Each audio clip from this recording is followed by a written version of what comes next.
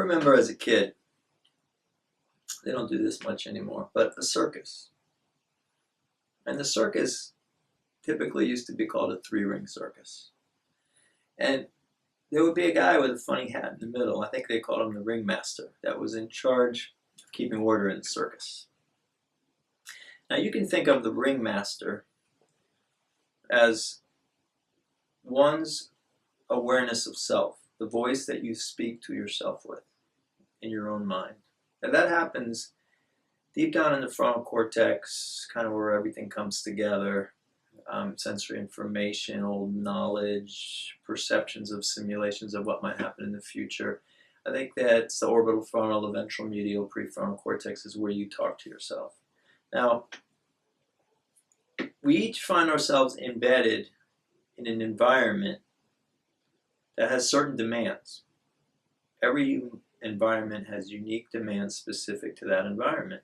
Now, I often hear parents say, well, he's so happy when he's fishing, or he's so happy when he's playing sports, or he's so happy when he's playing video games. But in school, or when he has to do homework, it's a battle. He's angry, he's anxious, he's sad, he's oppositional. Well, by nature, if one is good at the things one needs to be good at to manage schoolwork, school won't be hard. They'll enjoy the journey through school. But again, when one lacks the cognitive systems to manage schoolwork fluidly, the only possible outcome is activation of the part of the brain that manages emotions, the limbic system. As we discussed earlier, the limbic system, the frontal cortex, and the sensory systems all have to work together under the guidance of the ringmaster, trying to keep all these systems in balance.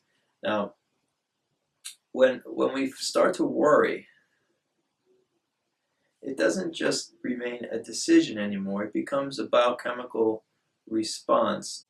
When one's limbic system, which is caudate cingulate, primarily the amygdala,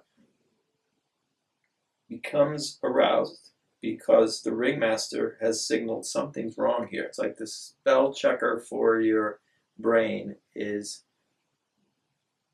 this area of the frontal and the frontal cortex that kind of analyzes life as it's passing by you.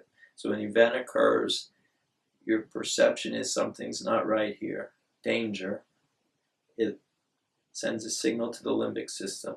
The limbic system in turn gets aroused, sends a signal to the endocrine system, first through neurotransmitters and then through hormones, but the hypothalamus signals the pituitary to signal the adrenal gland to make cortisol and adrenaline, and you get fired up, and your blood pressure goes up, and your heart rate goes up, and your muscle tone goes up. But at the same time, cortisol is released to the frontal, to your brain, and hits the frontal cortex, and cortisol kind of shuts down the frontal cortex. It makes you less reasonable, more stubborn, more rigid. If you've ever noticed when you try to reason with somebody that's in a rage place, they're in a place where they're kind of emotionally out of control, it goes nowhere. They think very irrationally.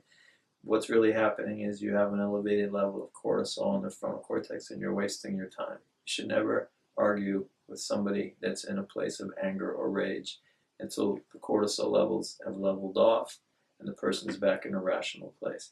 But this is not under conscious control in all people. Now, kids that are chronically struggling in school, there was some research I listened to. I don't read much, but I listened, and if necessary, I could cite this. But there's some research that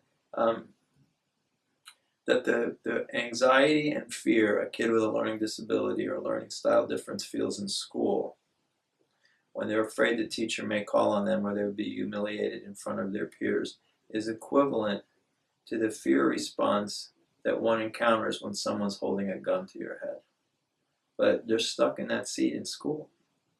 And not only do they feel that fear response, but they also feel a shame response. They feel shameful. They feel embarrassed. They feel humiliated. So we put all these kids, maybe 1 out of 5 actually, the current statistics are pointing out, all these kids in school situations where they don't have the cognitive hardware, not because they're not smart, but they might be lacking in some systemic area. I make the metaphor with kids. What if you have the power of a Mercedes as far as your brain power, but you have no air in one tire? How in the world will you keep up with all the other Mercedes? And that's what really defines a learning style difference that separates one from the pack and makes managing school difficult.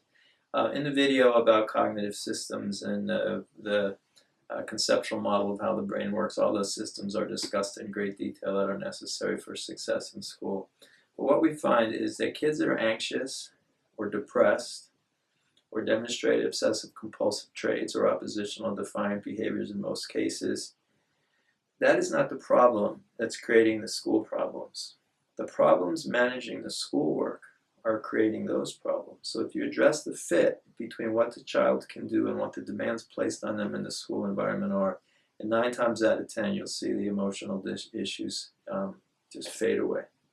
So a learning environment that matches a child's brain is all you need in most cases to have a happy kid. There's no such thing as a lazy kid. There's kids that are tired of paddling against the current that have otherwise average or better intelligence.